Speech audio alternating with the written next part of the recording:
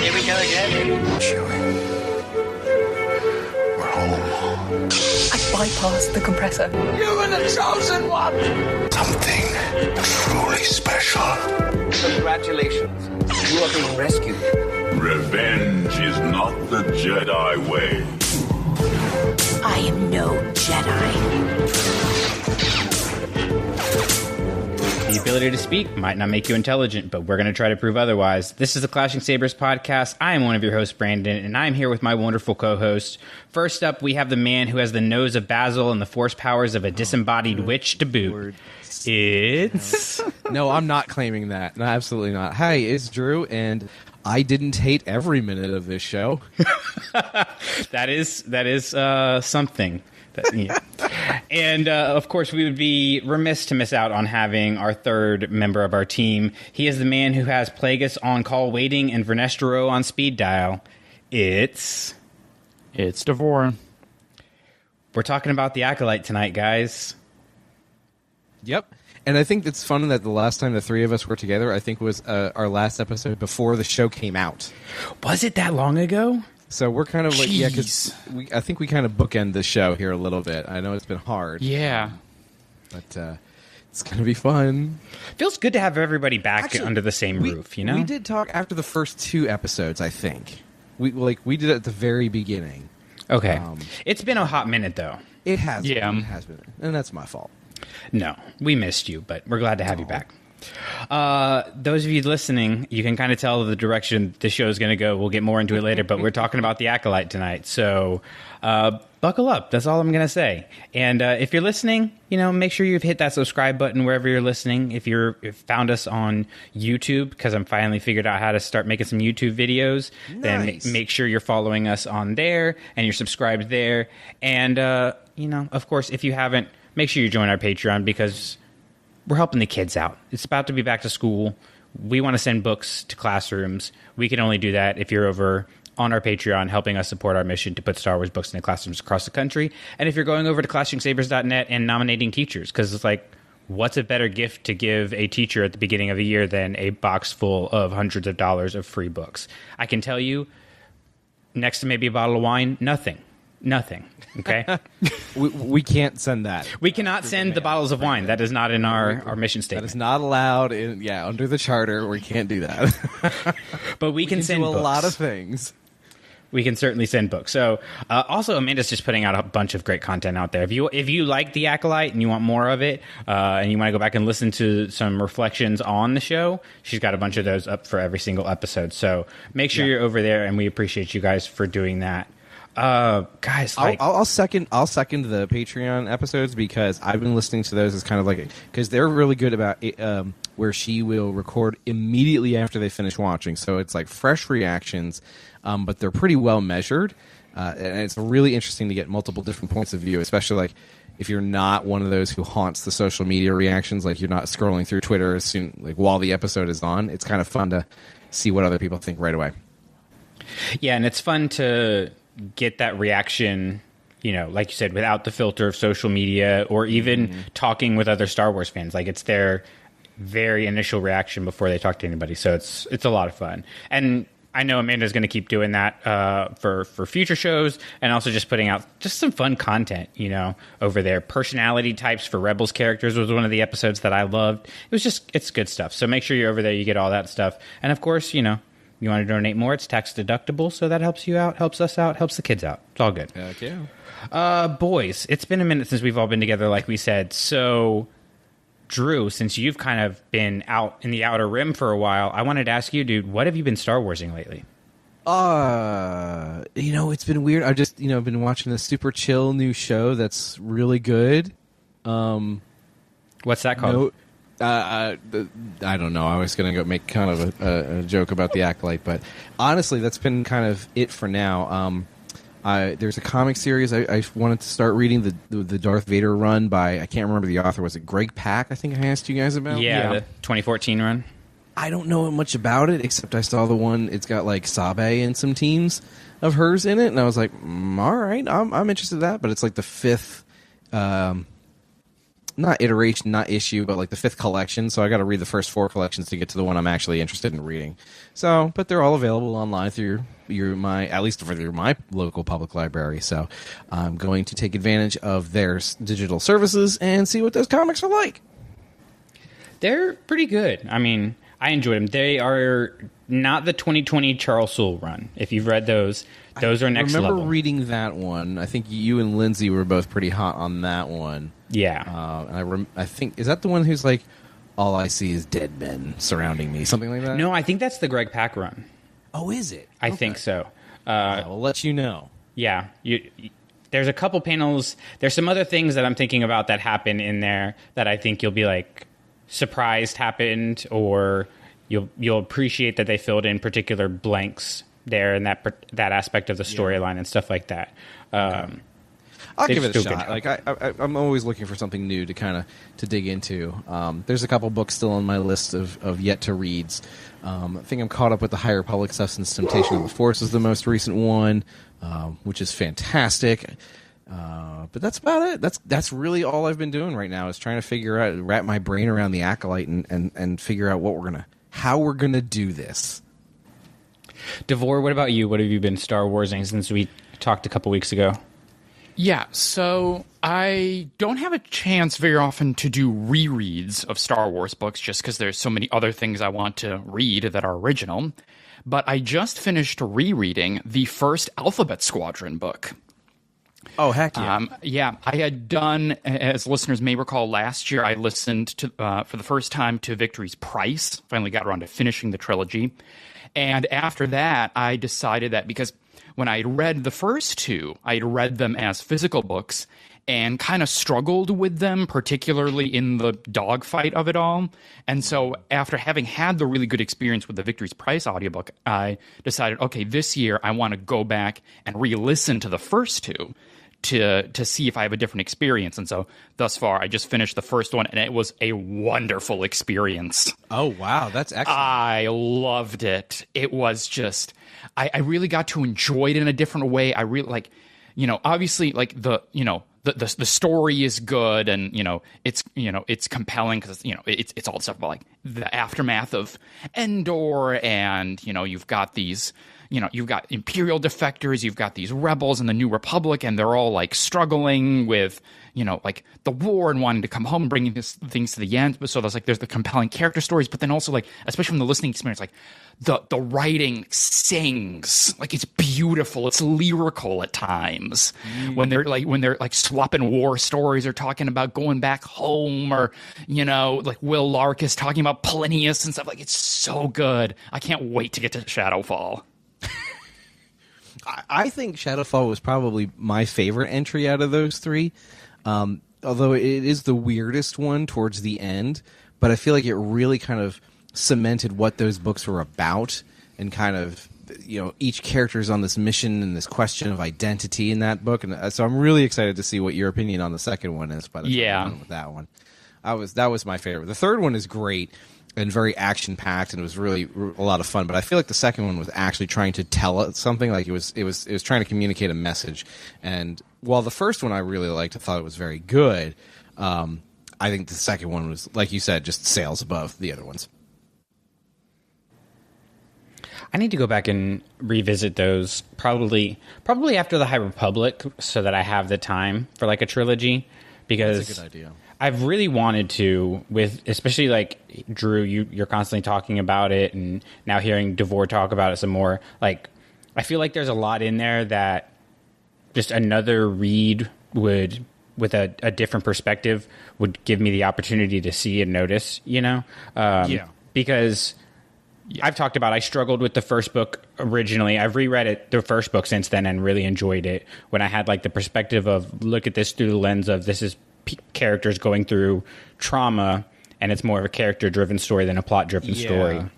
Yeah, and I think that's really like I was saying, the focus of the second one. Like Erica Quell goes on a journey, in that one, and I really, if you set kind of like your expectations to be less about who wins, who loses, and more about what is happening to these characters, it's much more interesting.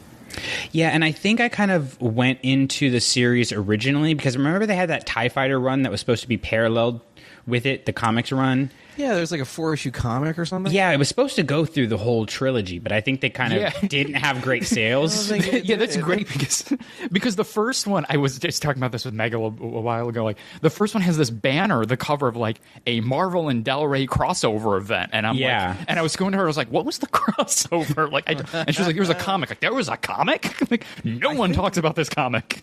I think the hardcover, like first edition of it, actually contains maybe one, if not all, of the comics in it. If I'm not mistaken, I think it has pages in it. I don't know if it has the full thing. Yeah, that might be it. It's too far out of my reach where I can't grab it at the moment. But if somebody has it within arm's reach, I implore you to check my math on that one. I think like originally they wanted this story to be like just a fighter pilot kind of thing, and the way that it evolved with Alexander Freed, right, wrote it? Yes. Yeah. It was like, hold my beer. Yeah, it became something so much more. And, it's a good series. In a storm.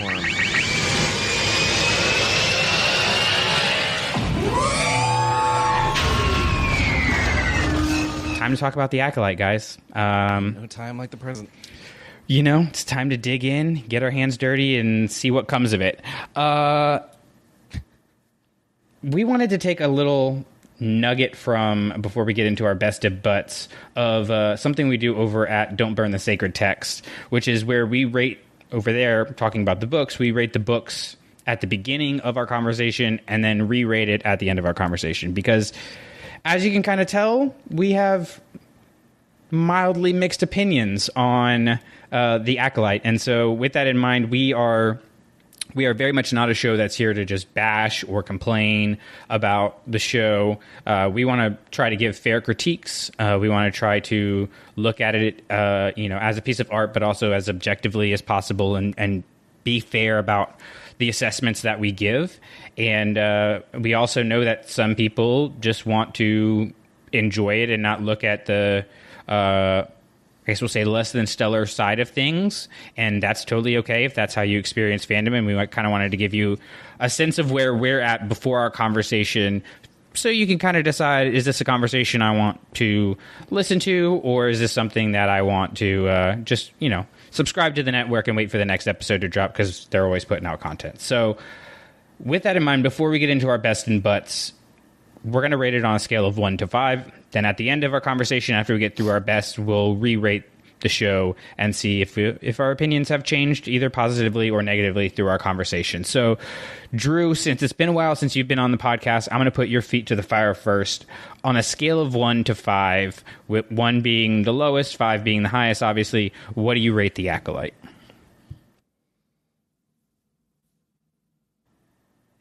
Drew, you are muted. My bad. Hear me out. I'm going to give it a 2.5 out of 5. Okay. I'll accept it. I have a methodology for it, and it's basically boils down to this. I would watch this show again way before I watch Ahsoka again, and I give Ahsoka a 2. Wow. And, again, let's caveat the caveat.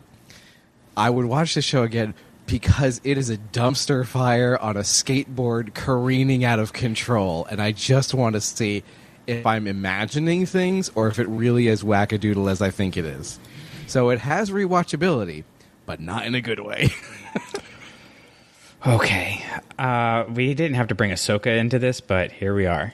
There's going to be, I think, a handful of comparisons, so just buckle up. Oh, great. All right, Davor, what do you got? What are you rating the Acolyte? My rating is going to be a 3 out of 5. And okay, generous. I'm actually sort of with you, Drew, on the rewatchability. This is really the first show that, of the live-action TV shows that wrapped up, and I'm like, I need to rewatch this to really, see the big picture here. Yeah, so right now I'm going with a 3. I think at the moment, because again, at the time of this recording, I've not yet done a rewatch, so all I'm going is on watching the first impressions of, the 7 weeks. Yes, the 7 weeks that we have, watched the Acolyte. Is I'm in a position where I have found myself all too often with latter day Star Wars TV, especially of the live action variety, really, which is where I see and I understand and I appreciate the ambition and I recognize it, but I'm finding myself struggling with the execution. That is the story of Ahsoka. It's the story of Mando season 3. It's the story of so many of these shows recently. So yeah, right now I'm sticking with a 3. Okay. Respectable. Yeah, I'm good. I'm going with a 1 out of 5. Wow. Okay. Wow. You guys were talking about, rewatching it, for what it was. My plan was to rewatch the whole series since I'm on summer break and really take some detailed notes and really try to nail down my best and butts. And by the time I got done with the season finale, I could not stomach turning it back on. Let me ask you this. And this is kind of like this is the challenge I've been facing for like a couple weeks now. Do you think that is influenced more strongly from what you experience on screen versus the information at least the three of us have gleaned from the interviews that creative teams have given about the show? Or rather, are the information from the interviews coloring your experience of the show? Like, can you separate those two things out? Yeah, they're completely separated because I feel like they're talking about a completely different show than what was actually on the screen. Because I've been struggling to keep them separate because I'm trying to give the show a fair shot in that respect to say, like, is everything that the creators say, like, reliable enough, and should it impact our viewing experience? And I don't know that it should, because art having its level of subjectivity should allow us the opportunity as an audience to experience what's going on, allow it to wash over us, and determine for ourselves our reaction to it. But the interviews that we've seen from Leslie Headland have not been encouraging, like, at all, to me. And the information contained therein could strongly impact a viewer's experience of the show. And in fact, it is having an impact. And I just don't think that's an entirely fair thing to allow. So if you're able, Brandon, to separate the impact of those interviews from your viewing relationship or from your viewing experience and you still give it a 1, I respect that. But if you're allowing that information to change what you have already seen, I would push back on that one a little bit. Well, for a little perspective, yes, the notes that I had, the rating that I gave, was written before I read the article we were all passing around today, the one that came out on Collider, which was an interview for the finale.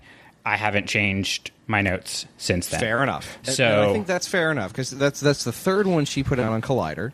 Or, the Collider team has done with her, released, at least that I have seen. Those great in-depth pieces. They did a great job with the interviews. It's just the content of them is a little less than answers to some of the questions. Yeah, exactly. The questions and the explanations and, like, the behind-the-scenes things. I didn't think my jaw could hit the ground any harder until I would read the next paragraph. So we'll probably pick up some of those things, but I do want to make sure we're judging the show on the show's merits and not necessarily on outside influences, which sounds bad to say because it's from the person whose brain developed all this stuff. So it is a tough thing for me to balance in my head. Davor, what do you think about it? Like, does that make sense? No, it 100% makes sense. And I think I'm sort of in the same position of you, Drew, which is like I'm trying to sort of do the death of the author thing where it's like I don't actually care what the person like what the person created doesn't matter. And I'm just trying to be at one experiencing the thing through my own, subjective lens. So I'm trying to do that as best as possible. And so my rating much more reflects like my own experience of what I've seen versus like what I've gotten through in terms of like the creative's own interpretation of what's happening on the screen. Okay. Well, that gives me a little bit of comfort that at least I'm not the only person who's struggling with that particular aspect, because man, oh man, has it not been an easy thing to deal with lately.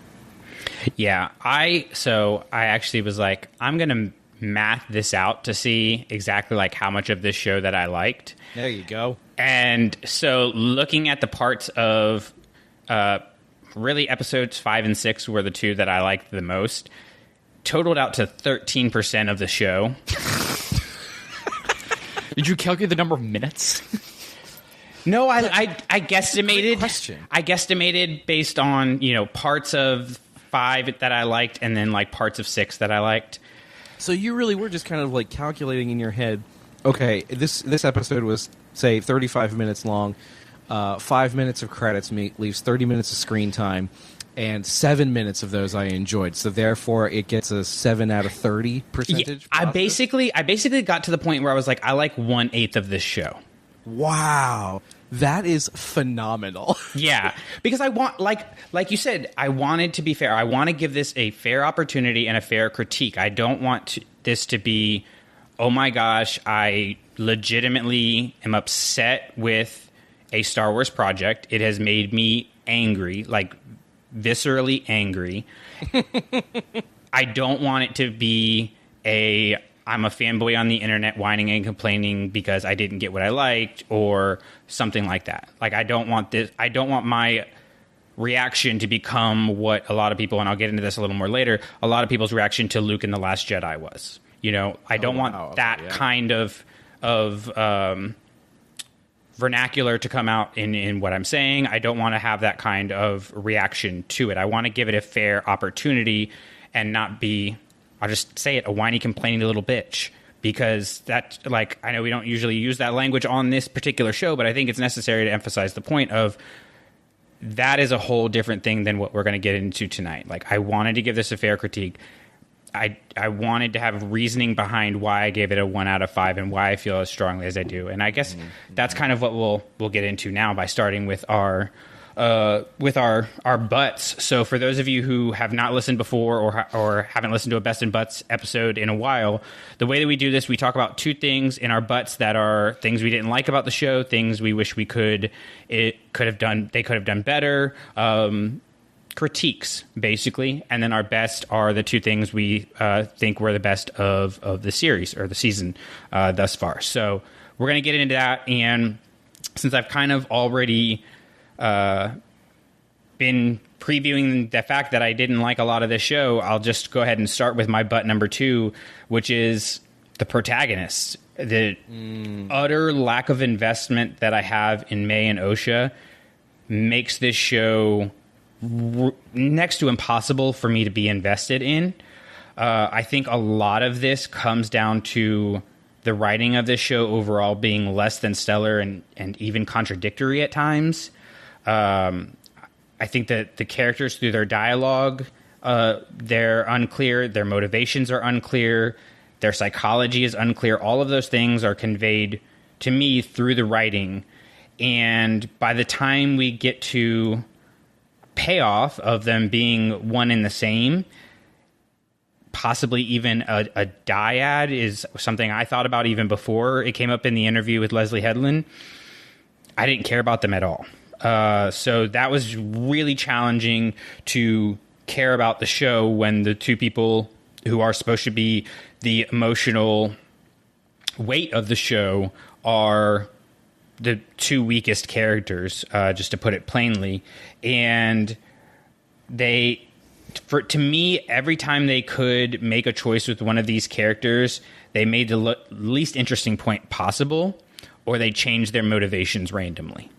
And that makes it hard to follow not just what you could expect or being, having the feeling of being swerved. It was like things just didn't make sense with regards to their motivations. So when you think about May, particularly in the 4th episode, where she's going along with things and then all of a sudden she's like, actually, Osha does change everything. I'm a good guy now. Then she goes and immediately is going to tell Kelnaka, but then as soon as she finds out Kelnaka's dead, now she's right back on her killing Jedi mission. There was no dialogue explaining what caused that change. There was no buildup of the angst. There was no, I think Amanda Listanberg is a great person. I think I don't know if it was her acting or the writing or the directing that really failed the most, but all 3 of those things just did not work together throughout the entirety of the season, where every time they're on screen, I'm completely, like, I'm reaching for my phone.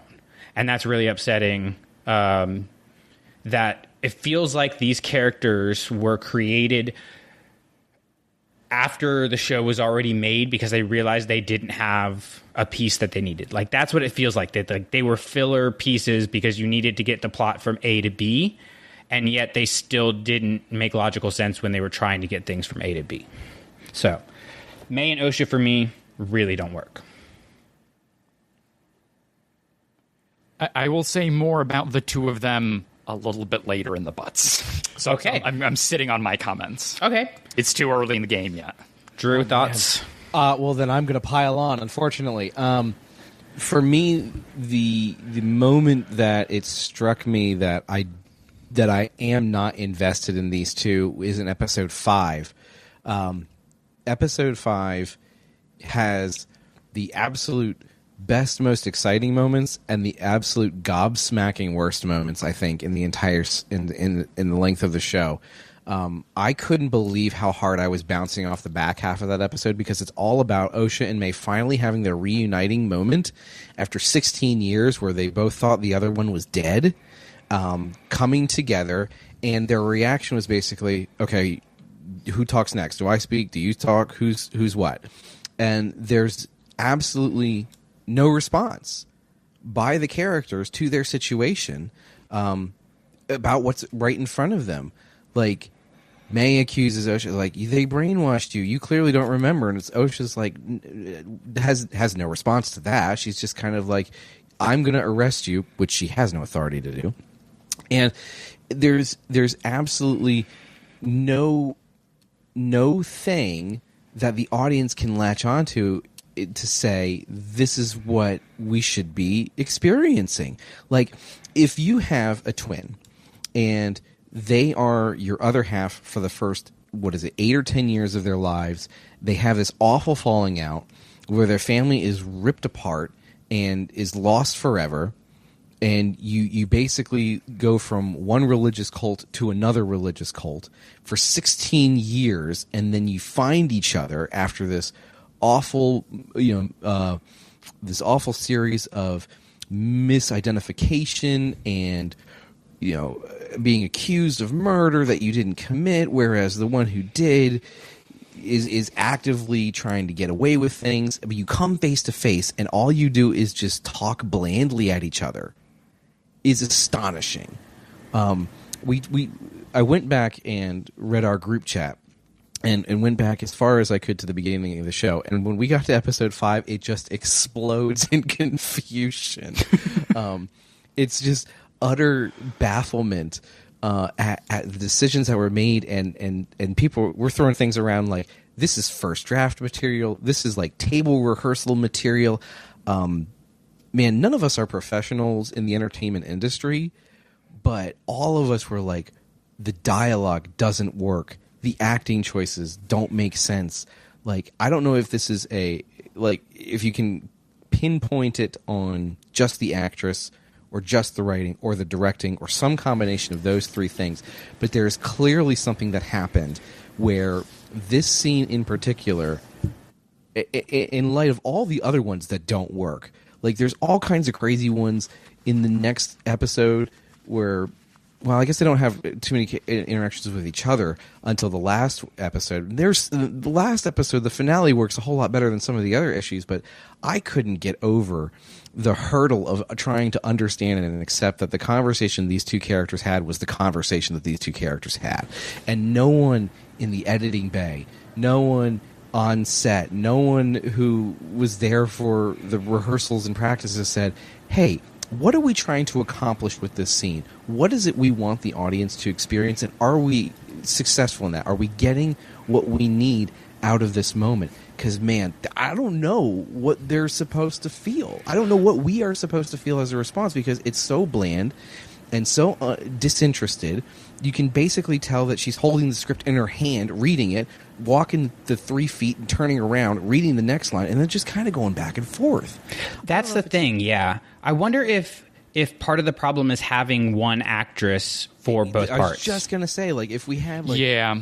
But then I think back to times when it's been done, like, I went back immediately to The Social Network, where Armie Hammer plays a set of twins. And I don't know if it's a different caliber. I don't know if it's the direction. I mean, the director for The Social Network is notorious for taking like 50 and 60 takes of single scenes. Like, it's a grueling pace of work.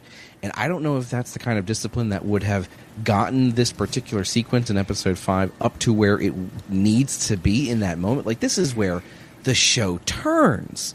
It goes from being, this, the question of murder mystery to what really happened in the past to what really, really happened in the past. But episode 5 is where the characters have changed places.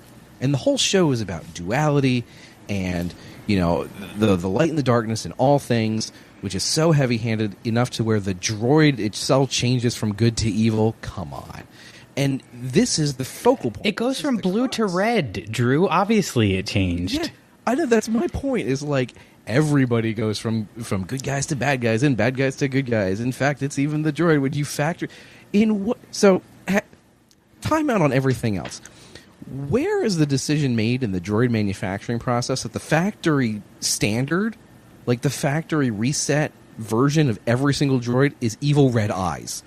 Where in the manual did we say this was a good idea? See, if you read Brotherhood, you would... No, I'm just kidding. It all makes sense. It all makes sense. Wheels upon wheels, man. Yeah. So I don't want to harp on that part too much about that one sequence in episode 5, because Brandon, your ultimate issue is, I think, spot on. Is that there's something in the characterization of Osha and May that you just bounce off it like it was a concrete wall, and it hurts because you want to feel something for these kids. This should be the emotional center for the show, and I think it intends it to be, but we're falling off of that. And we fall in love with Soul, and you fall in love with Kamir, and all these other characters that are around that are by comparison, like these bright shining lights of exemplary performances and choices and writing and whatnot. These characters got all the love, but the ones that the story focuses on, no one cares about. Yeah, and I don't even know if you needed it to be twins. Like, I feel like you just need a character in between Soul and Chimere.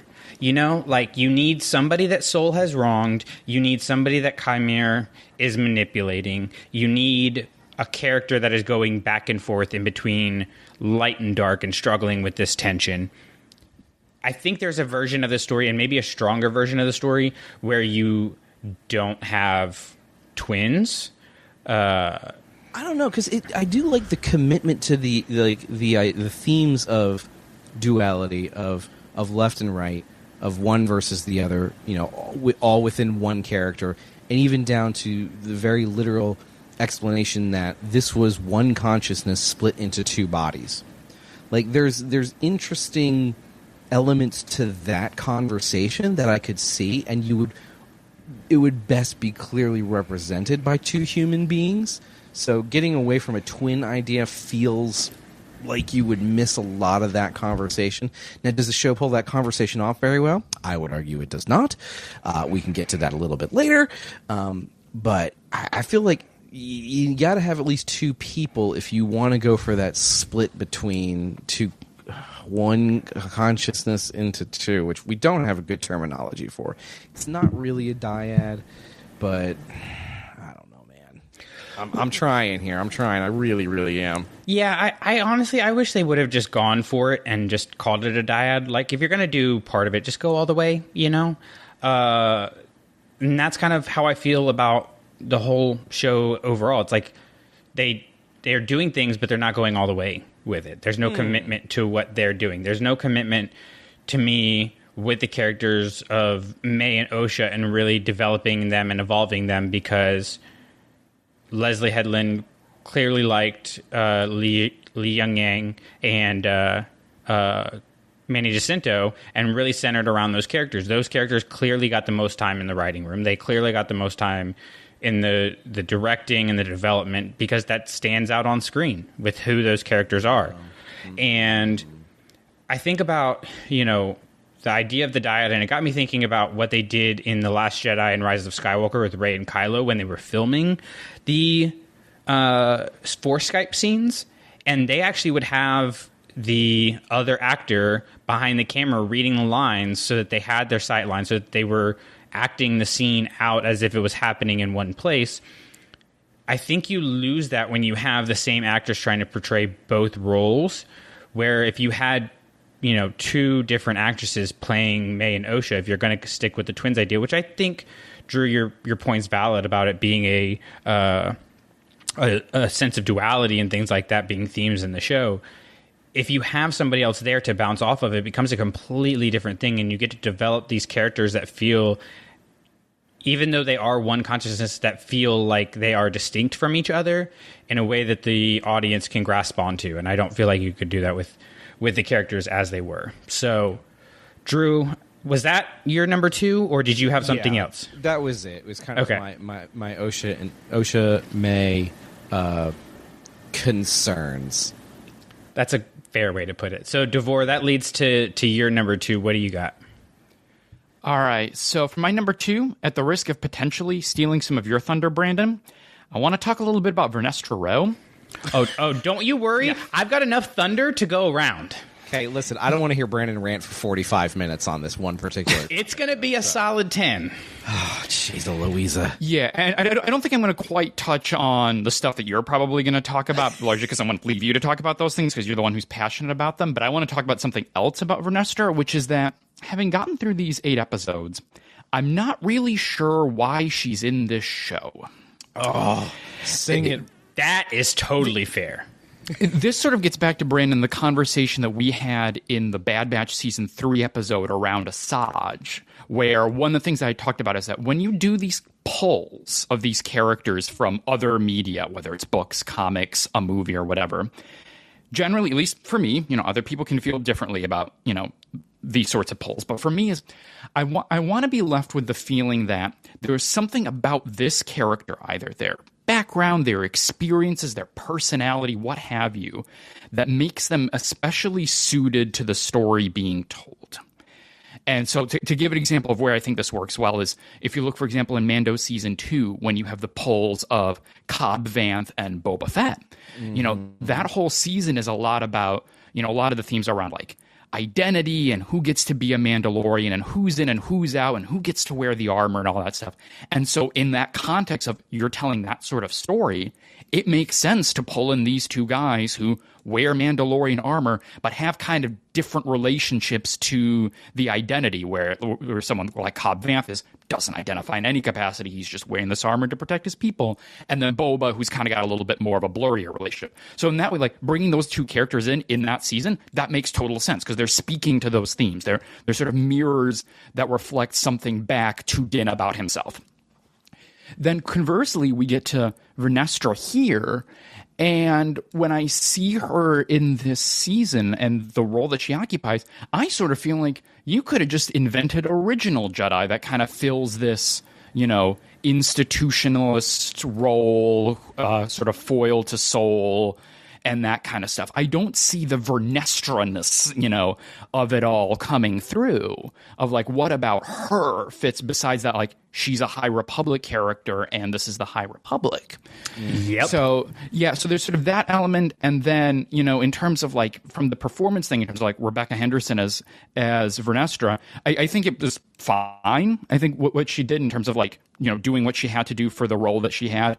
But now that we're at, you know, at the end of season 1 and sort of looking ahead to a potential season 2, now that she is being positioned from just a sort of supporting role into more of a main role, I'm now wondering, is what we have of her that we've seen, like, if we get that, but in a main capacity, is that compelling enough to, like, you know, really keep you? And then I'm like, no, I think it worked in season 1 when it's just supporting, but if you're going to move her into the limelight, I'm like, I don't know that's what you need out of a main character. So those are the two things that I want to talk about in the context of Vernestra. You will talk about other things, Brandon. That last part again. I think Davor, you and I have to get all our words in now, and then we can go a smoke break or two or whatever. Like the issue I had with that, because you're right. Like as a supporting character, that's one thing. But if we're going to focus on anything future on that and using Vernestra as kind of a driving force behind it, we're going to fall into the episode 8 Luke Skywalker trap of Don't you steal that thunder, sir. listen. No, this is, well, I'm gonna. I know what happens to these episodes after you get a hold of the editing buttons. Don't worry. But Luke is a different man after 30 years. But the movie wants to use that as a very particular point and takes the time to make the audience ask the question, what happened? And then we learn what happened. And we also learn the value of who's telling the story and who's actually telling the truth and why. Like, that's a very compelling element of that movie, is what happened to Luke to get him where he is today, and then the change he undergoes throughout the rest of the film in order to get to where he is at the end of the film. None of that is used in Vernestra's story here. She has no story, but when you know who she was in those books and comics from literal 100 years before, there is a big fat red blinking question mark of what the heck happened to Vernestra, because she is not the person we last saw fighting the Nihil. Like, she was the polar opposite of what we see. And if it's legit, it's fine. You know, if that's what they really wanted to use this character for, if they want to have her undergo something, we have the comics and books of the High Republic Initiative. We have a big gap until the Acolyte picks up. And if you want to say that something happened in there to make her the way that she is, that's fine. I understand it. You're pinning the entire downfall of the Jedi Order on her. That's all you can say, because the show wants us to believe she is what changed, and her actions is what set the template for the rest of the Order for its eventual fall. The whole idea of covering up and bits and pieces of the truth and certain points of view and not being forthright with the issues and being willing to obfuscate the obvious, levels of accountability and reporting and all those kinds of safeguards that are there for a reason, to say no to all of that is very different from what we see in the High Republic. You think about Elzar Mann's journey. You think about what Stellan Gios had to go through with Avar Kriss when she kind of abandoned her role as Marshal of Starlight Beacon. There's all kinds of things in the initiative that tell us the Jedi didn't operate the way that they do just up to the prequels. And if they really want to pin the fall of the Jedi Order on Vernestra Rwoh, of all people, then you need a whole lot more information for us to believe that. Like, that is not a logical conclusion I can really accept without having concrete evidence laid out in the form of clear-cut storytelling. And all we know about Vernestra is that she doesn't like hyperspace travel because it makes her head hurt, not her stomach. And she has a light whip. And let's talk about the light whip for a second, because when you pull it out in a singular episode like that, it becomes Chekhov's gun. And if you've never heard of Chekhov's gun, the idea is that you see an item in a story early on in order to foreshadow its use later on, or its importance later on. Like, everything is mentioned at the beginning of the film is going to be important at the end of the film. Like, that's the thing that's going to trigger the heroes winning. What are we doing with the light whip? We had a moment where she pulls it out, flicks it behind her, slices a bug in half, puts it away, and that's it. There's a question about Khmer, Jason Mendoza's scars on his back, that they're clearly not straight, they're curved, so it looks like they could be incurred by a whip, except that's not how a whip hits things. It doesn't hit like that. If he was hit by a light whip in the fashion that the scars would suggest, they would have gone through him, not on him. So that's really kind of questionable to me. I really expected her to show up and fight somebody at the end.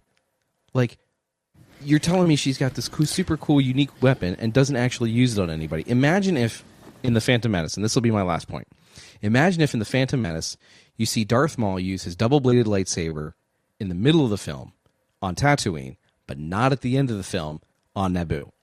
How crazy would that be? You'd be like, why even have it?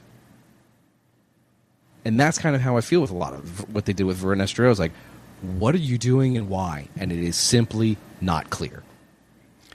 Brandon, your time starts now. Okay, so this is the part that has just made me angry over the past couple of days. Because it's not just a problem with Vernestra, it's a problem with how we're portraying and mishandling the Jedi as a whole. Okay. Problem starts with the fact that we marketed this show as a dark side show when really it just turned out to be an anti-Jedi show. And as Adriana so eloquently put it in our group chat, how the Jedi suck. Okay. We get one episode that is about a Darksider. On the other hand, we have the Jedi, who are supposed to be the heroes of the galaxy, but we keep getting these stories that make them the bad guys to further explain what was already explained in the prequels.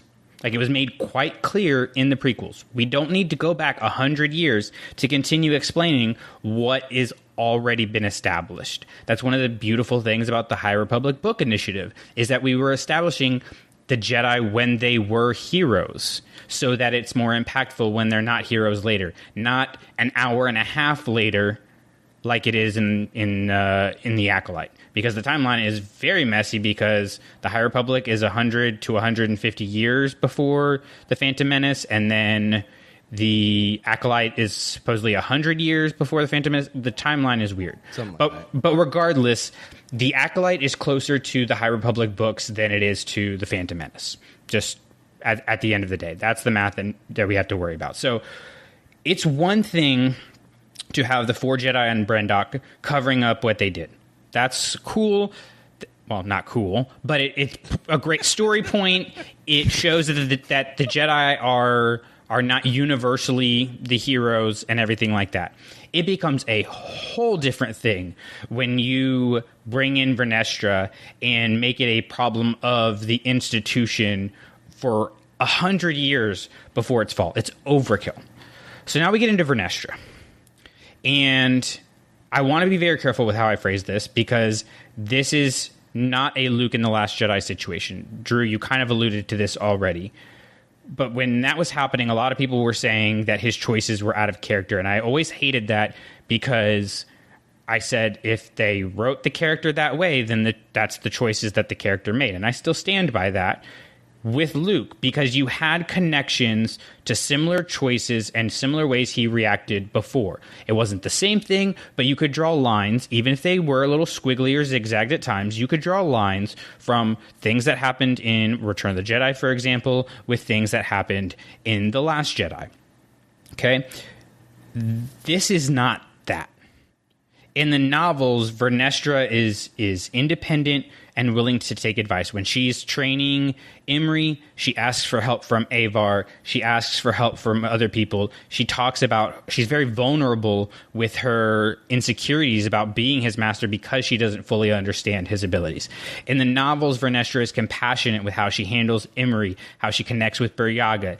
In the novels, Vernestra is mature, she's independent, she's an independent thinker, and she's not trapped by the freaking dogma of the Jedi Order. She goes off on her own without permission so she can reconnect with the Force and find her footing. She knights Imri outside of proper protocol. In the novels, Vernestra holds people accountable for their actions, like when Elzar Mann killed Chancey Yarrow. And in the novels, you have a Vernestra who holds herself to a higher standard because she became a knight at such a young age, and she trained under Stellan Gios. You have all of this list of reasons and accolades and ideas about Vernestra in the novels that you get to the Acolyte, and that's just dead and gone. And she's willing to take the quick and easy answer that Osha murdered Master Indara. That goes against everything we've seen in the novels. She hides the slaughter of her fellow Jedi from the High Council for reasons that are at best befuddling and at worst paper thin. Okay? And then in the finale, like Drew, you talked about, she becomes the embodiment of what is wrong with the Jedi by making the choice to cover up what happened on Brendok, to cover up May's murders, and to cover up the truth surrounding Sol's death. Like, she's covering up for a murderer. Like, let's not lose sight of that. Just because May doesn't have memory of doing it doesn't mean she didn't do it. That's not how crime works. Sorry. If we throw on top of that the idea that maybe she is the one that gave the whip marks to Kymir on his back, because that was apparently her former apprentice that fell to the dark side, and you're just, you're creating a completely different character that has no grounding. There is no line between the Vernestra in the books and the Vernestra in the Acolyte. No matter how many twists and turns you draw, the character is the literal exact opposite, and the writers did zero groundwork to explain how or why. And I, most of the time, would say that I would wait for future seasons before making such declarations. I like to have the full story before I try to determine what's true and what's not true. But in this case, this writing was so poor that I do not hold the hope that they're actually going to do the work necessary to make this transition believable. And that is the part that is the most upsetting, is that there is no hope given that we're going to get this explanation. We're just supposed to believe it. And I'm sorry. Actually, I'm not sorry. I refuse to believe it. Because you have to give me something that anchors with prior experiences. When you look at Luke in The Last Jedi, let's take, for example, him going and pulling his lightsaber in the hut. Okay? We can see other instances in the original trilogy where Luke is brash and quick to judgment. He almost kills his father. He chokes out Gamorrean guards. Like, he goes into the cave taking his weapons even though Yoda tells him not to. Okay? He's stubborn and hard-headed, and he usually messes up because of it. He messes up in the cave. He barely escapes by the skin of his teeth from Jabba. He almost kills his father instead of redeeming him and ending the Sith. Move forward to The Last Jedi, it would make sense that that would be his initial reaction in a moment before he goes, wait, no, that's not who I am anymore. That's my nature, but it's not my nurture. With Vernestra, we have none of that. Apparently now she is invested in the dogma. She is a hypocrite. She's abusive, and she's covering up for war crimes. That's it. That's the end of the story, and I just cannot explain how upset and like angry that I am almost come to tears multiple times writing about this, trying to sort through my thoughts, and it makes me angry. Wow. Thank you. I will get off my soapbox now, and we can move on. The number one thing, I went back and looked at my notes for before the show started. We did a list of the things that would make the show work or would make the show fail. And my number one was a strong Vernestra Rowe who has seen some things, but that would have made the show. And instead they took that whole expectation and just destroyed it. Mm-hmm. And look, I love Star Wars. I understand this is one thing. This is not ruining Star Wars for me. I don't think Leslie Headland is the devil. I don't think it has it out for Vernestra Rowe or for fanboys or any of that kind of stupid foolishness. I think they did a really bad job of understanding who the character is, and they didn't do what was necessary, and they saw a sparkly, oh, cool, people like Vernestra Rowe, we can bring her in because she would still be alive there, and they decided to do it without a lot of forethought. It still makes me angry. They still have to be held accountable for the well, I don't want to say that. They need to be held accountable for the way in which they portrayed the character, but that doesn't, like, I want to be very clear. It doesn't make them bad people. I don't hate Leslie Headland. I don't wish ill upon her or anything like that. They did a bad job at doing their job. That doesn't make them bad people. It doesn't make me hate Star Wars. It does make me very, very much dislike the show. And that's a very different thing. Yeah, and I think that's respectable because at least you've got an understanding. You have a good grounding for those concerns, like because we as the readers and consumers of the High Republic Initiative have spent years with this character and have gotten to know her in such a way that when we see her in this next iteration, it just bumps so hard that we have to have some kind of reconciliation between those two things, and we are offered none. And so in the absence of that, you know, like you had said, you can't accept it. Like, it does not make sense, and it cannot make sense without that kind of thing. I think among the questions I would ask if I were ever given the opportunity to interview Leslie Headland, I would be like, why did this have to be Vernestra Rowe? Like, why did you pick this character in particular to do these particular things, and what did you want the audience to experience through that? The other thing I would ask is how like the writers of the High Republic Initiative felt about this change to the character. I would really be interested to know how like Claudia Gray felt about when, what was her experience watching this show, saying that's not my Vernestra. Yeah, I would love, and they would never do it because they want to show a united we never front. expect them to say like, I can't believe they did that to her. Like, this is terrible. But I would like to know what that experience was like. Yeah, I would like to know the conversations that happened or did not happen between the authors and the Acolyte team to say, tell us who Vernestra is so that we use her in the most effective manner. Like, what information was conveyed to these guys that made Leslie Headland say, okay, she's the one I want to use to turn around. Like, I want to show the downside of this character. I can't see it. Like, there's so many other characters in the High Republic I could see, like, a downfall. It's pretty easy to imagine Elzar Mann slip into this kind of role. It's really easy for me to imagine Avar Kriss slipping into this kind of a role. Like, it's pretty clear that she's good at following her gut instincts and sacrificing everything else around her. And so if she were to get into this kind of administrative position, she would do these kinds of things. But they didn't choose her. They chose Vernestra, who had exhibited, up to the point we have so far, none of this characterization. And I think part of the issue also is the lack of the timeline lining up. Because when we were getting the High Republic books initially, they were saying 100 to 150 years before the Phantom Menace.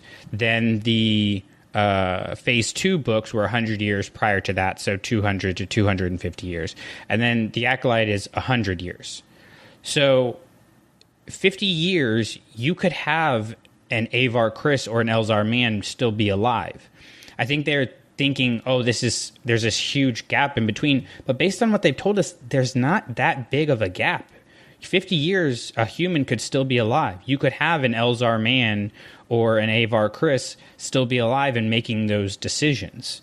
You could take a lesser-known Jedi from the High Republic books as a little nod to, hey, we see this as the same era. But yeah, taking one of the foundational elements of hope and optimism and vulnerability and compassion in the books and turning that into a dogmatic hypocrite politician is pretty rough. But I think we've said our piece on that, and we can kind of go ahead and move on.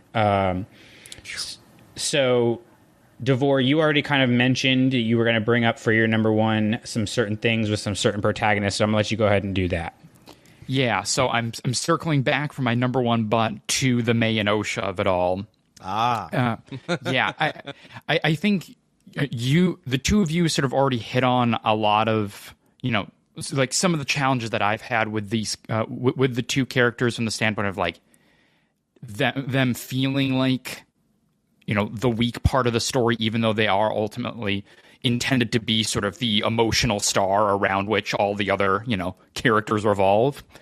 Yet at the same time, not just like from what's on the screen, just like not connecting with them consistently on like a week by week, episode by episode level. And I think much like you have struggled to figure out like what the different percentages of what's going on, some of it I do think can be put down to story, where I think, like, again, this is going back to like a common issue that I have with the live action shows of there's a lot of story and not enough of a runway to pull off the story. And so I think you get sort of, you get like, especially with Osha and sort of her arc to the dark side. Again, it's a situation where like I can see the broad strokes, I can see the sketch, but I feel like I'm getting like the Spark Notes version, and I want the book. Like I want to read the book. Ooh. And I'm just getting the like, okay, I see A to B to C, like I see what you want to do, but it's like we're just moving so fast. Like, she's with Chimere, like, for, like, what, maybe a day on that island, and she's already, like, ready to go to the dark side. You know, like, I get to the end of the finale, I'm not convinced by the turn. We have the emotional moment underneath the tree, and I felt nothing. May is really quick to just have her mind wiped. She's really cool with that, you know? So there's, like, there's a lot of those things where, like, I'm missing the pieces in between that will make these things more, you know, digestible for me and believable in terms of, like, whether it is, as you talked about before, Brandon, like May's turn in terms of, like, her motivation or her mission, or Osha's sort of turn away from the Jedi towards the dark side. Like, I need some of that. I did also think about, you know, you were talking about, like, the single actor playing two people, and I've definitely had, like, I've had that moment where, like, I've watched moments where they're ostensibly in the same room, and I'm having that sort of moment of, like, seeing the man behind the curtain of, you know, the Wizard of Oz, and I'm like, I like, it's hitting up against my suspension of disbelief that I'm realizing, oh, these is actually the same person, and they're, like, CG movie magicking them next to each other. So I've had kind of those moments too. I think it's a combination of things that, for me, just have the effect of, like, I'm not invested in the story. I think with May in particular, once you get past, like, the Kofar stuff, you know, when she makes that turn, like, she just really feels like a means to move the plot forward, as opposed to, like, you know, really having, like, motives and agency and that kind of stuff. So yeah, I just think, like, a lot of, like, a lot of, like, the motivations, a lot of the emotions just feel, like, very surface and paper thin. And so by the end, I was like, I'm not super invested in, like, where they're going to go from here. You know, what's wild about that is that, you know, obviously the May and Osha we see throughout most of the storyline is played by Amanda Stenberg. But for the two flashback episodes, they have a set of twins playing. Yeah. And I think it works better there. It's infinitely better. Yes. When you have actual organic, like, two people talking to each other and interacting. Yeah, they can actually spend the time and make the acting choices there that really do work better. Yeah, man, that works a lot better. And I do it's not a knock on them, like, in terms of, like, their performance from Amanda Stenberg's point of view, but, like, right. I think it would have worked better if you had, like, organic twins. You would actually, like, two people. Right. It is not fair to pin it on her, I think, alone. No. Because she's making those choices as an actress in the moment, but it is the director's job and the editor's team to, well, it's the director's job to get the best performance out of the actor and actresses, and to get the right hits and the right emotional responses and things so that the audience reacts the way that they do. It's the editor's job to pick the right performance in a screen, like on a screen, in order to bring the director's vision to life. So what we're seeing is the editors found this is the best that they had, and that means either the director got the vision they wanted or they didn't. And I don't know how to really justify all of those elements together and say it's good, because all of us, and it's not just the Clashing Sabers team. You look around and the responses, like, across the internet, and you know, I look on the Reddits every so often. It's like, I love this kind of stuff. This particular moment does nothing for me. Like, these two characters just don't hit at all. And so I hate to rely on the voices of the internet, but every so often you got to wonder if everybody feels this way. There's some kind of merit to that particular argument. Not all the time. And certainly not just because we all agree, but among those of us in the Clashing Sabers teams, we all do come from pretty different backgrounds and perspectives, and we have different ideas on what's good and what works and what doesn't. We're all kind of unified on this. No one was jumping up and down in the text chain saying, no, I really loved what they did with these two characters. I really felt like attached to them. Everybody, even, you know, man, it's just hard to justify. It really is too hard to justify. Yeah. There is a better version of this show out there, and that's the part that's frustrating the most. Like, with just a few changes. Maybe. Maybe, bud. Maybe. I mean, the show that Leslie Headland talks about sounds pretty great. Does it? At times. There are certain things. This whole idea of a show about the Sith, we didn't get that. No, we really... It is amazing how much we did not get that. Yeah, Like, it's astonishing. one And then- episode. One and then episode. Even like there are moments in like the second interview, like that came out. I think it's after episode 7, where she refers to the witches' coven also as Sith. Like she's kind of pushing forward the idea that all dark side users fit under this proper noun term, Sith. And it's like, nah, dude, you just wrote an episode where the guy says you might call me a Sith, but that's not really what I am. So I don't understand how to reconcile those things together. Like, you gotta sit down with your team and go through this line by line because clearly nobody did. Yeah. Oh, it bothers me so much. That was kind of like my number one with this was like self-contained inconsistencies that just crept up every so often. The show feels so much like a plane that's being built on the runway. The number one thing I think that bothered me is like in episode 7 where Sol is ostensibly recounting the events that are appearing on screen to May, right? He's telling her his experience and his story. And yet there are scenes where Sol is not in the scene. For example, Mother Coral at some point tells May that she has to stop OSHA, and if it comes to it, stop her. You guys remember that part? Where she basically Yeah. sent him- How does Sol know that conversation happened? Who told him that happened? Did Mother Coral tell him that? Did May tell him that? Was he listening from the wings? No, he was busy lightsaber fighting. How does that information get into Sol's head so he can recount it? He doesn't. But we need to know that happened as the audience. So there's a breaking of the storytelling. It's like, come on, does nobody... A lot of version 1s went on in this show, and if it had just baked in the oven for another month or two, I feel like we would be having a very different conversation right now. I don't know, man. We had 5 years of building towards the show. 5 years? Has it really been that long? It's something like that. 4 or 5. Oh. The investors' call when they announced it was like 2019 or 2020. Yeah. This is one of the few projects that made it. I was about to say, so it's still a shorter time frame than Droids, a Star Wars story, or the Lando Calrissian Adventures, or whatever it's going to be called. When that happens, oh man, this one hurts. This show just hurts. Do you guys remember when we first did the first 2 episodes? I remember saying this could be the best Star Wars show ever, and I am here to eat my shoe. yeah. It's not even the best. It's. Oh man. I will watch this one again. I would like to watch this one more time to make sure that I haven't missed something terribly. You know, I think at some point Lindsay was like, you know, when we go back and rewatch this show, we're going to be able to see all the clues that we missed that tell us, you know, what we should be on the lookout for. Of course, she said this in between episodes like 5 and 6.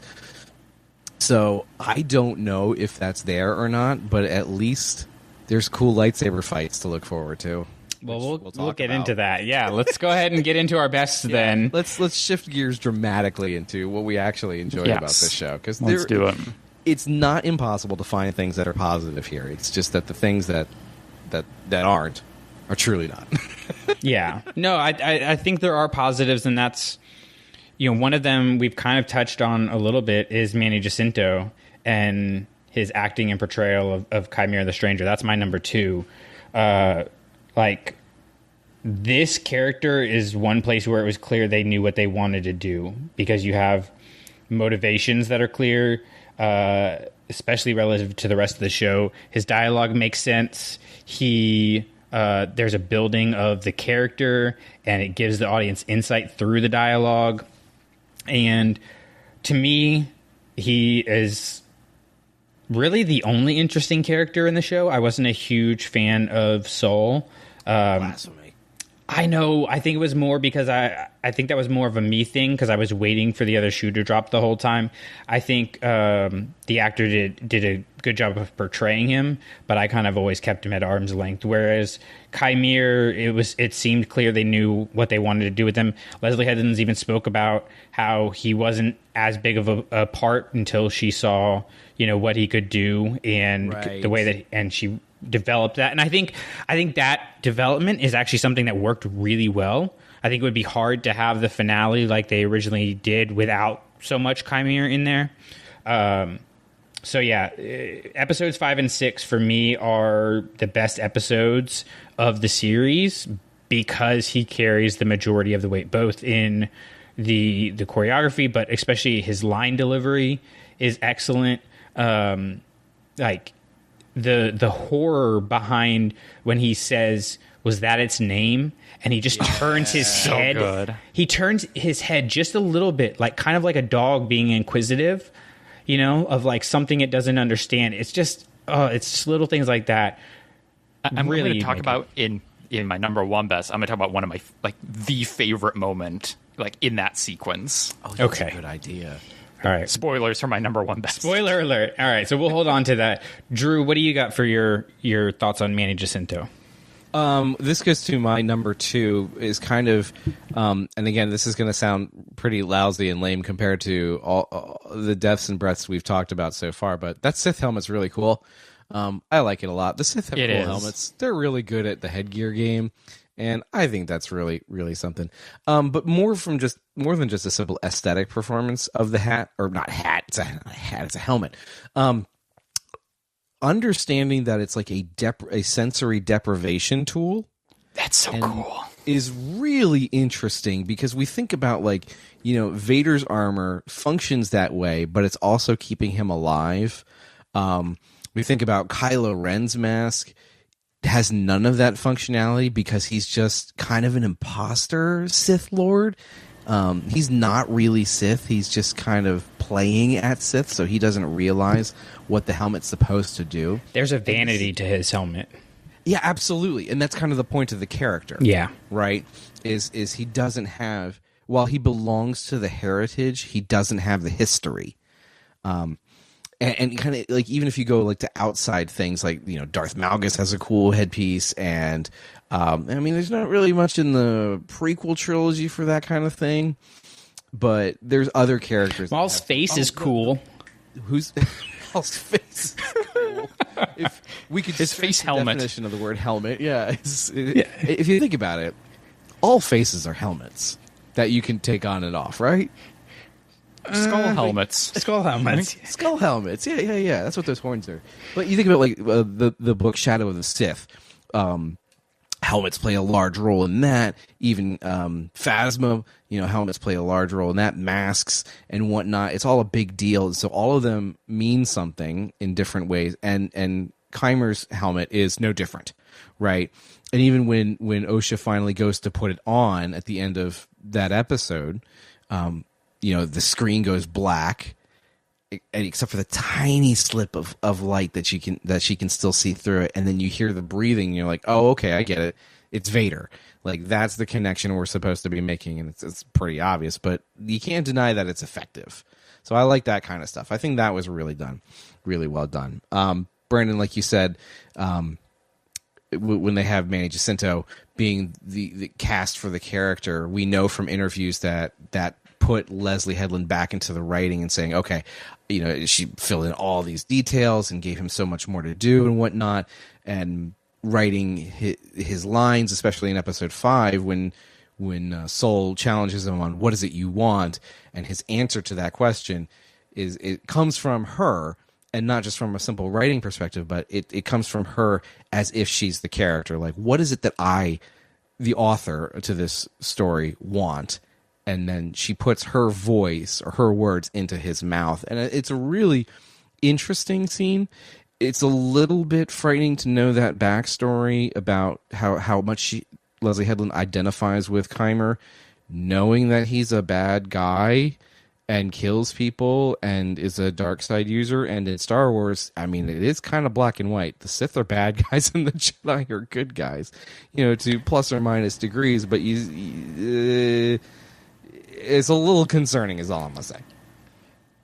Yeah, and this show is supposed to flip that dynamic, but not to replace. Yeah. Again, I know we've said it a couple times now, but if the overarching theme is all things have this dual nature to them, that kind of insinuates that all the bad guys have good parts to them and all the good guys have bad parts to them, but that doesn't change the actual categorization of good guy versus bad guy, which again feels lousy and lame. But then again, this is a series and a saga and a universe meant for kids ages 9 to 14, essentially. So it's okay to be that reductive because that is the audience we're looking at. The three of us, we're not really the audience for this show. We're truly not. We haven't been. If Dave Filoni was directing this, Brandon would be the target audience for this show. Absolutely. Yeah, that's obvious. Yeah. And you'd probably love it. There'd be a whole lot less dialogue. It would make a whole lot less sense. There'd be a lot more pining and looking off pensive into the distance. And crossing of arms. That's true. A lot of crossing of arms. Love me a good crossing of arms. So was that was your number 2? Yeah, Sith helmets are cool. That was my number 2. All right. Davor, what do you got for your number 2? So my number 2 is going to go to Jedi Master Soul and to just what Lee Jung-jae does in this role. I think he just does such a good job in terms of, you start the show and, when you meet him and he's like this sort of like shining white knight of the order, like that's how he's presented there early on. Like he believes Osha when nobody else does, like he just seems like you see him training with the little kids, and all that. And, and then you start, you get the flashbacks and you're like, oh no, like milkshake duck's coming, like you start to get that. And then you start moving on and you start to see just how like the combined weight of both like what he did 16 years ago in Brendok and like what went down and then what is happening in the present that is a kind of ripple effect of what happened 16 years prior, how it starts to kind of weigh on and break him down. You get that to, in what is it? It's episode 6, that quiet moment where he goes out of the cockpit and he's just like staring at the console and like kind of punches it. And like you're seeing that like he's trying to hold it together and it's not working. And then it starts getting menacing where like he's strapping me down to the table and is like I'm going to put you here and you're going to listen to me, what I have to say. And like that sort of, emotional, psychological complex where like on the one hand, you can tell that he's very clearly guilty about what he did and what happened, but he's still like literally to the end insisting that he did the right thing, and like that can coexist in one person's brain, like that's not a contradiction in any stretch, from like a psychological perspective. But I think he just, he does that such a great job of like a guy at the beginning and like, at the beginning of the show, like he clearly thought at that point, like he had moved on, he had learned, he has that line to Jackie about like, the learning from the past and everything, like he's, well adjusted, and then everything starts coming back and like, no, the levees start breaking real fast. And that's where you get to at the end. And I thought like, I talked about at the end and like the May Osha stuff not landing, but like his death, that landed. Like that worked. Yeah. Where he's like, like he's choking out and he's like, he's telling her like, it's okay. Like that hit, at least for me personally. And like I was happy he was dead. I'll say that. Oh gosh. And it's like, like the behind the scenes of like he didn't know English and he like learned it for this role and like did like such a great job. Like, yeah, he's my number 2. Yeah. He's definitely my 2.5. I really think he was the highlight for me, like just to grab onto. It was like he was a great character for the audience to ride along with because although he knows more information than he is telling, we're going through the journey with him of kind of the murder investigation and like you said, Davor, he believes Osha when no one else was. Yeah, that's kind of what we would all want to aspire to, that level of like confidence and trust in somebody who's close to us, like the way in which he cares for her. It's a level of relationship that we would all want. It's a shame that turns out that's the problem for him is his overcommitment and his man, that episode 7 flashback is hard for me to grab onto because when I watch it, I don't know if it's how much I like Soul, but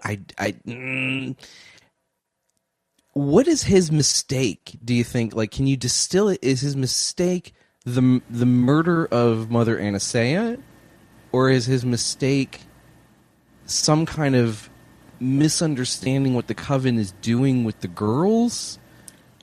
All of the above, add breaking and entering. Really?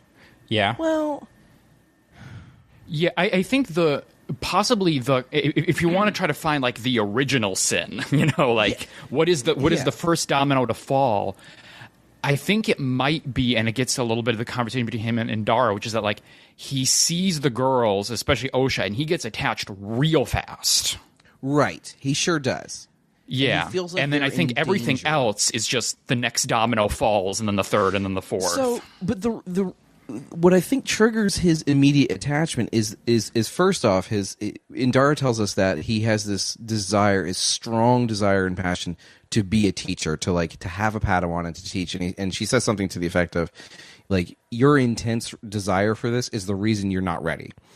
And I was like, okay, I can understand that. There's over attachment issues. There's this, self-fulfillment that requires somebody else to help fulfill that role in his life, and that can be dangerous. I get that.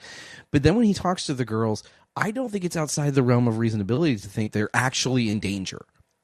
And it may just be a misunderstanding between a young communicator and an older listener to say, oh, she's using the word sacrifice, but she doesn't realize what that means to him, because he's thinking, a lethal sacrifice, whereas that's not entirely clear in the show. There's a little bit of like game of telephone going on where the words are sort of there, but then other words get filled in between, and then it becomes something else. They don't have an equal level of context to accurately describe what's going on, which goes to my ultimate point of, if people would just talk to people and communicate for the love of everything, none of this would have been a problem. But at the same time, while it's not clear that they are actually in danger, it's not clear that they are not in danger. Yeah. So I feel like there is justification for him to push the issue of our job is to protect the innocents. These are kids who cannot make their own decisions for themselves, and they are force sensitive. So that gives us the in to go in there and figure out what's going on. The problem is they don't figure out what's going on. They just they end up the place ends up burning down around them. But I want to get to the striking of the mother down, because hold on, because I want to touch on what you were saying, because I think that's a dangerous perspective to allow of, we're not sure if they're in danger or not, so we're going to do something about it. I think that's a very careful line you have to walk. So, for example, as a teacher, I'm a mandatory reporter to Child Protective Services if there's something wrong with a child. But I also cannot report every bruise a child has as child abuse, because you've got to know where those bruises are coming from. It has to be a repeated pattern. You have you can't just say, oh, I don't like that this child has a bruise, so I'm going to escalate the situation, which to me is what Saul did. Oh, I see that they are using what I view as the dark side, and I want to be a teacher, so I'm going to allow this to, create a narrative that fits what I want it to be. And that to me is extremely dangerous. And so I never read that the girls were in danger in any way, shape, or form. The Jedi disagree with the philosophy of the witches, but the witches just wanted to keep to themselves as far as what the show actually tells us. And it was the Jedi literally breaking and entering, by the way, that not the worst crime they've committed. Not the worst crime they committed on the show, but the original sin of what went wrong there. And so I just think that we have to be real careful about what we allow in terms of forgiveness for, yes, he wanted to help her. And we know as an audience outside of it that, oh, the dark side is bad. But within the show itself, there's not that justification of this is why we're doing it. It's this vague idea of they're in danger that's never really grounded. Yeah, and I can understand that perspective. I just think that maybe we've been trained from other Star Wars media that when you have a hero who has insight, then they follow it. It works out for good. You think about that's fair. I mean, look, Qui-Gon was denied training of Anakin, so he found a way around it. Same way, like, that Soul is denied, and I guess Indara is technically denied the right to take Osha when she has verbalized her desire and acceptance to leave the home. Like, she has said, I want to do this. I want to go with them. I want this new life that they are offering to me. The Jedi are not forcing, they're not kidnapping her like they do like little babies and whatnot, where we know that the Jedi are allowed to go into a home, and if a child is young enough and force sensitive enough, they can take the child. Now, again, not saying this is a good thing in our universe to do, but within the rules of the Star Wars universe, that's something they have established that they can do, and is their right to do so. And the only reason that the council didn't let them take Osha was she was simply too old. So and then when he discovers or infers or creates this understanding that she's in danger, I don't know which of those three is most accurate, he believes that overrides the council's concern of her age. Well, now there's a safety factor. And so that's when I think, he really starts to move forward in this. It is reckless, but again, not the worst crime they've committed. Yeah, it gets worse. It does get worse. The murder of the mother is challenging, just I think from a visual standpoint, because she turns into this ghost figure, and we don't know what's happening. It isn't clear what she's doing. Soul clearly doesn't understand what she's doing, and he strikes out. Obviously, that was the wrong thing to do. I don't know how he actually kills her. She's this wispy ghost, and somehow a lightsaber through the ghost actually killed her. I didn't understand how that actually worked. In the, I forget what it's called, like the adaptive captions that kind of describe what's going on, say that in that moment, something along the lines of, she is attempting to possess Osha, which I don't quite get. But I wonder if there's allowance in Soul's mind, if he can sense her intentions to possess Osha, to keep her from going with the Jedi, that would give him the license to strike, because now she's interfering with official Jedi business. And we know how that works out for people. They usually lose an arm. But I wasn't quite sure. So, Brandon, you think that maybe she hadn't quite completed the transformation? Yeah, that's kind of the idea that I got, is that she's still, because he strikes her in the heart, and so like that region of her body. So to me, it was like that would be the last thing that changed, and we kind of saw May changing in unison with her, like changing into the mist or whatever. But I mean, I'm kind of filling in blanks there that the show doesn't necessarily fill in itself. And that was my issue, is like, if for something that should be the monumental turning point, like the thing that affects the girls the most is witnessing their mother's murder, essentially, we don't have a good understanding of how it happened. Like, come on, are you kidding me? Like, imagine if we got to the end of A New Hope, right, and Luke is flying down the Death Star, and he fires his proton torpedoes, and the camera cuts away, and we see it explode, and we never get the fulfillment of the torpedoes going down into the proper exhaust shaft. Luke's, relief that it got where it's supposed to go, and then they're pulling away. Like, we get a good understanding of how it happens, because what we saw on screen matched the plan we saw earlier. We've seen people get struck by a lightsaber in their core every single film. Like, it's not an unusual thing. But here, you're changing the tactics, because now you've got this, this apparition kind of, ghostly, diffuse performance. But now we have a physical strike. And it wasn't very clear in the moment how those things work. Because then later on, we see Coral change, and she is poof, gone, like she's Voldemort. Like, she is out. There is no steady transformation. There is no gradual shift from corporeal to incorporeal. There is just physical body, and then poof, ghost.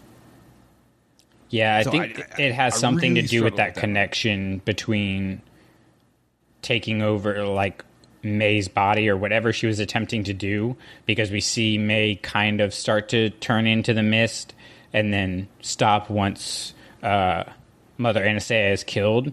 And we don't have that with Coral. Like, she is just changing herself, changing her Right. own form. So I think it has something to do with that.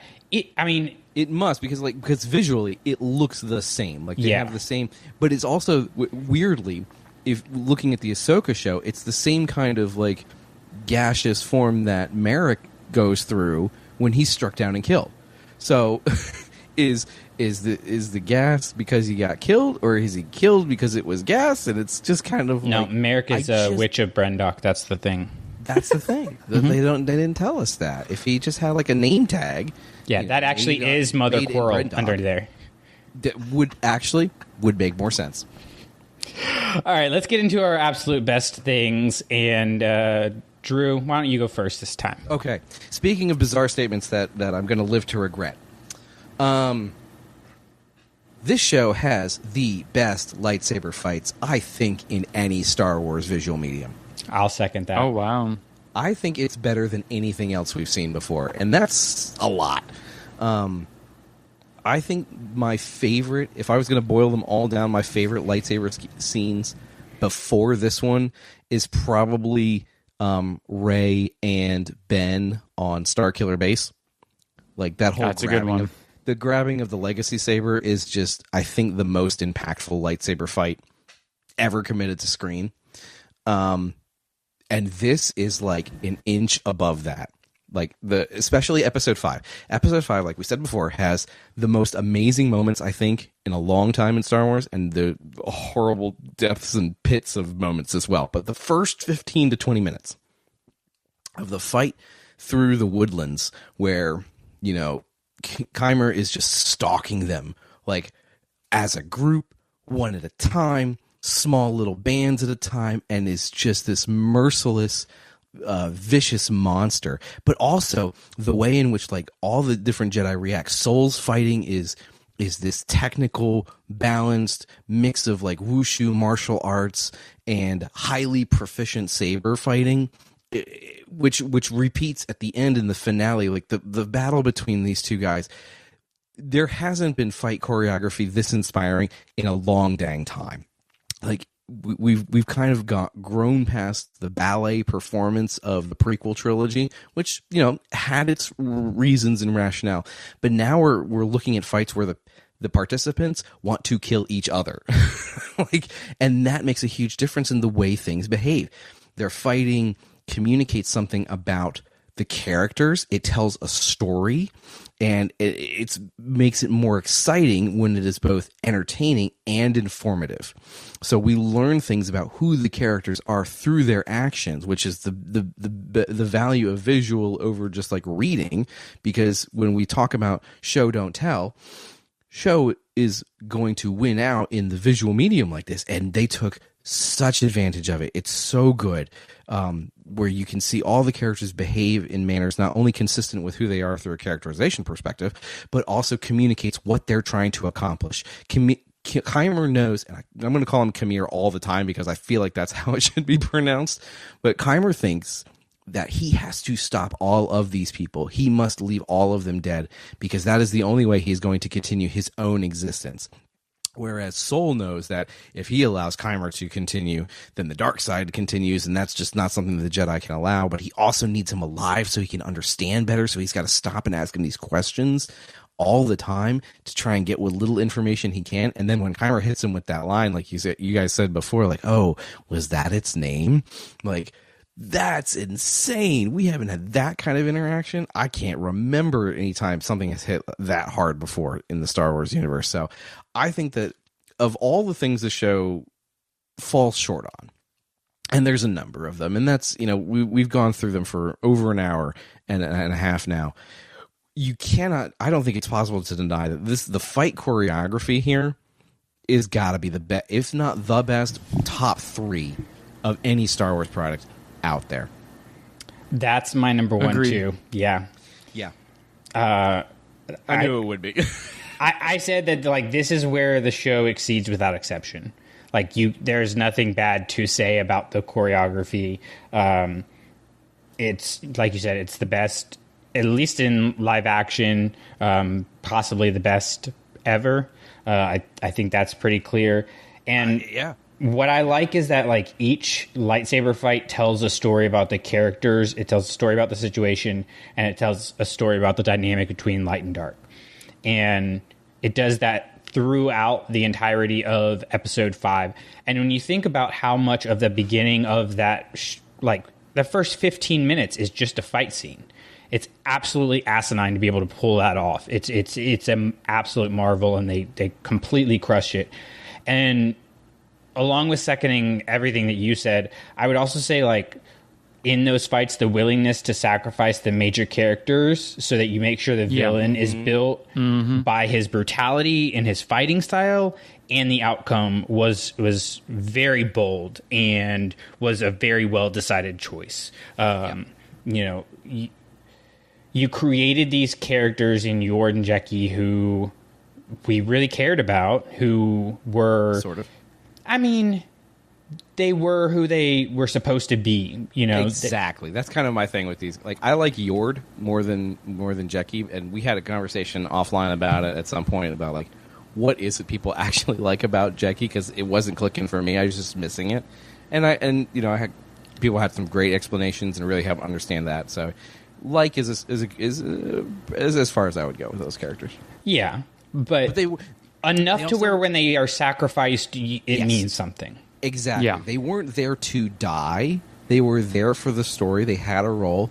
And as their role progressed and we grew, you know, we thought we were keeping them as part of the team, and the team started to mean something to us. Episode 5 hits, and suddenly you realize this is a High Republic series. And that means your favorite characters are not long for this world. Yeah, no joke. Yeah, it was just fantastic. Like, I could go back and watch the fight scenes for hours on end, and if we get more of that, and I mean, I don't know how much of that is Leslie Headland's writing the stories and what she conveys through how she writes these duels, or if it's purely the choreographers coming up with it, or how they executed it.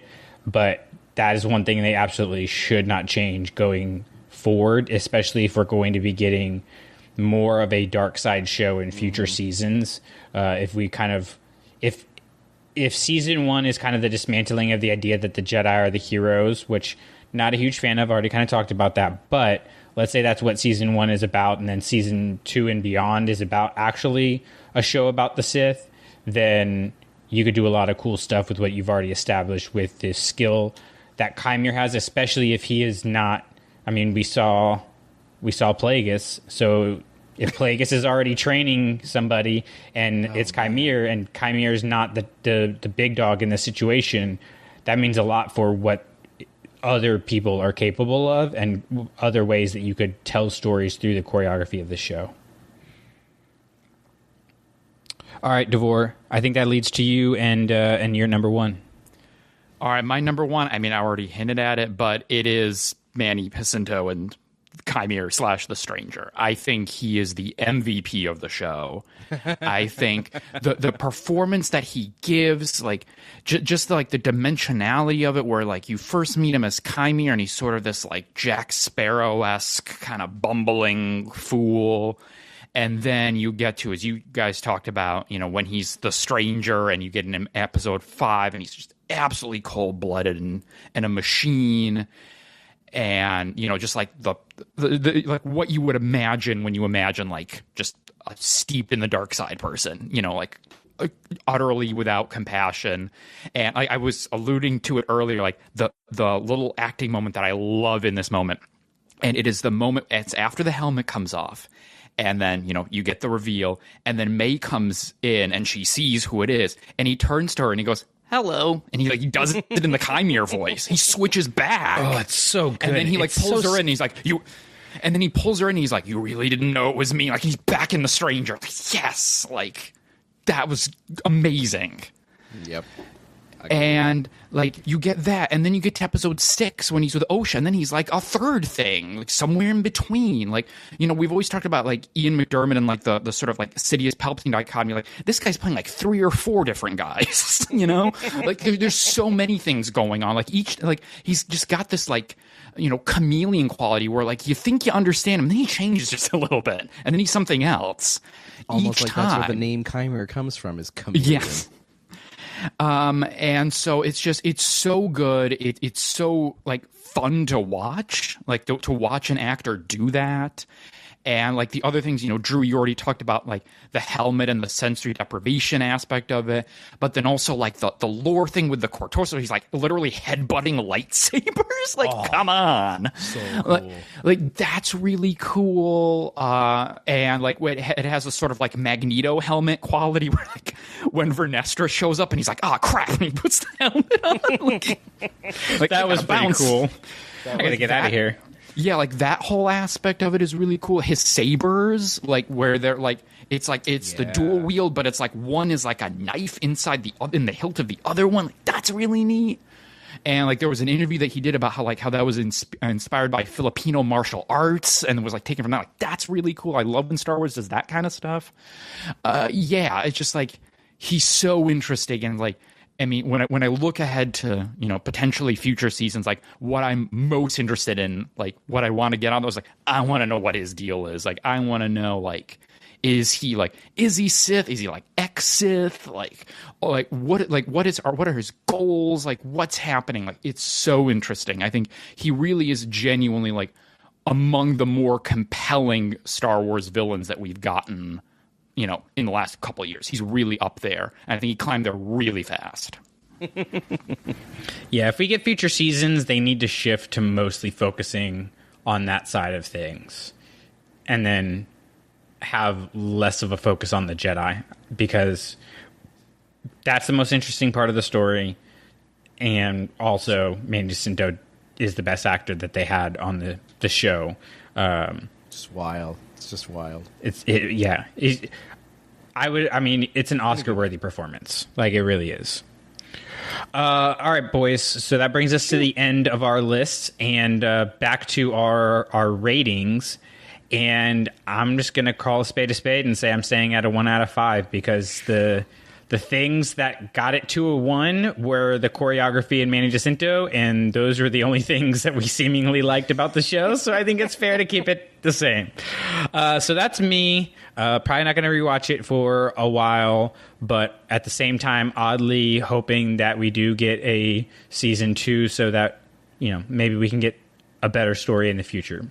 Drew, where are you at with this? I think I'm going to stay where I am at 2.5 just for sheer, I don't want to shave off any further fractions because I do want to rewatch it, and that is a huge part of why it's kept up as high as it is.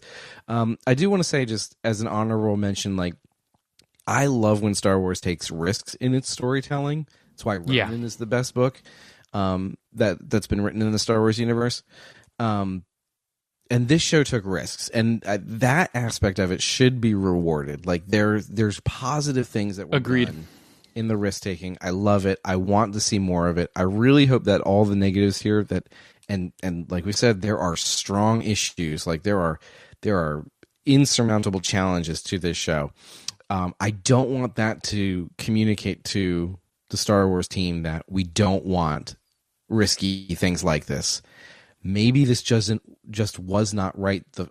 the right format to tell this particular story. Lindsay made a comment in our group chat early on that said this would make the best Star Wars comic ever. And I think there's truth in that.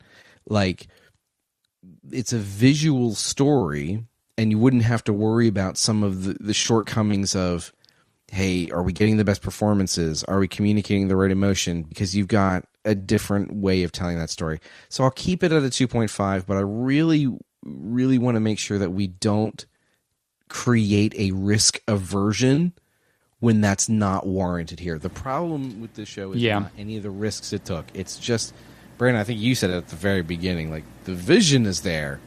The execution is in some other room because it ain't in this one. Yeah, it's not the risk taking that I take onus with. You know, like I've said plenty of times that I want them to continue to do that. Like even though I like Ronin less than I like the Acolyte, I'm glad that it exists out there. That is offensive, sir. You took down Ahsoka earlier, so you had it coming. Listen, I have the numbers to back it up, though. It's okay. But yeah, no, I do want them to continue, and that's part of the reason that I want to see if they could change things going forward. Like if they could do something different with the show moving forward, and maybe this was just them finding their footing. Okay, cool. Like I will give future seasons a blank slate as much as I can, but yeah, no, continue to take risks. I think the problem is not that they took risks; it's just in the execution of how the risk was taken. Yeah, that is the problem, and that's a weird line to have to toe, but it's an important distinction to make. There it is. Davor, where are you on your outgoing ranking numbers here? You were a 3 at the beginning. I was a 3. I think I'm going to go up to a 3.5. And maybe this is recency bias, but your whole conversation about the lightsaber fight just got me amped up. I was like, heck yeah, that was awesome. I'm going to give it a 0.5 on that. Because I think you were all like spot on in terms of like, this is some of the best stuff we've seen. And so, I mean, I knew it was great, like going into, even when I gave the 3 and all that, but then just like the conversation just kind of reinforced. I'm like, you know what? It really is something special. So I'm going to give it that 0.5 for that. Wow. Where do you think this falls overall in terms of like Star Wars shows for you guys? Like, we've had The Mandalorian, we've had Book of Boba Fett and Ahsoka, we've had Andor and Obi-Wan Kenobi. Where does this fall kind of in the order? Brandon, I know... Significantly at the bottom. Okay. Davor, where do you think this show falls? For me, it's like... It's somewhere in the middle. It's somewhere in like sort of like the Obi-Wan Kenobi of it all. Like kind of like right there. Because... we've talked about the things that didn't work for us, but I think sort of like to your point, Drew, I think you make a really important point. Is like, I love that it takes the big swings, and I think that's important. And, between that and the stuff that I genuinely did enjoy, when we're talking about like the Stranger Soul, the fights and all that, I think it's somewhere in that middle. Like it doesn't hit, the bottoms. I don't think it doesn't reach the heights of like an Andor. So I think it's somewhere in that, like, it's fine middle, like it's right around that 3.5 out of 5, right? Like just right there. Interesting. Okay. Fair enough. Well, if there are future seasons, we'll be right here talking about them. So you guys who have stuck with us this long, we appreciate you. We want to hear your opinions on The Acolyte. So make sure you are following us on all of the socials, and you're part of our Facebook group so that you can share your thoughts with us at Clashing Sabers. And our Facebook group is Star Wars Clashing Sabers. Let us know what you rate the show. Heck, let us know what you rated the show before you listen to our conversation, and then after you listen to our conversation. Let us know if we swayed you at all. Tell us why we're wrong. We love having these conversations and getting our opinions changed through, constructive insight and things like that. So that's what those spaces are for. And there's some really great people in there to continue having these conversations off the microphone, but still in the online space. So make sure you are there. And if you get the chance and you have the means, please go over to our Patreon, patreon.com/Clashing Sabers, and support our mission to put Star Wars books into classrooms across the country. If you guys have been listening long enough, 100% of that money goes solely to buying the books and shipping the books to teachers. We don't cover any of the expenses for running the show here. We don't pay editors or producers or things like that with the money that you are sending in. It's 100% going straight to the kids and making sure that we continue this Star Wars story, and we get more people invested in the High Republic and invested in Star Wars and joining in the space that we love. So we appreciate that. So Drew, if people want to find you online, where can they do that? Best places in the Facebook group, as mentioned above, Star Wars Clashing Sabers, where we post all the episodes and content and opportunity for comments and discussion. Please join in. Always a good time. Like Brandon said, let us know what you thought about your rating before the talk and after the talk, how it changed, who you agreed with, who you disagree with, and why. Awesome. And Davor, if they want to find you, they can go where? All right. You can follow me on X at A Larger View Pod. You can also listen to me as a co-host over on Space Swifties, a Star Wars and Taylor Swift podcast that I host with my wife, the one and only Meg Dowell. Awesome. And, guys, when you think about it, there is one thing that could have made this show at least a 2 out of 5 for me. Maybe even a 4 out of 5 if they had Batch 8. Hi-ho. Hi-ho. All Clashing Sabers productions are the intellectual property of the Clashing Sabers Network and ClashingSabers.net. All licensed sounds and images are the property of their respective copyright holders and are used for informational and educational purposes only. For more information on our nonprofit or to nominate a teacher, go to ClashingSabers.net. For questions or inquiries, please email us at ClashingSabersNetwork@gmail.com. You're just going to walk away?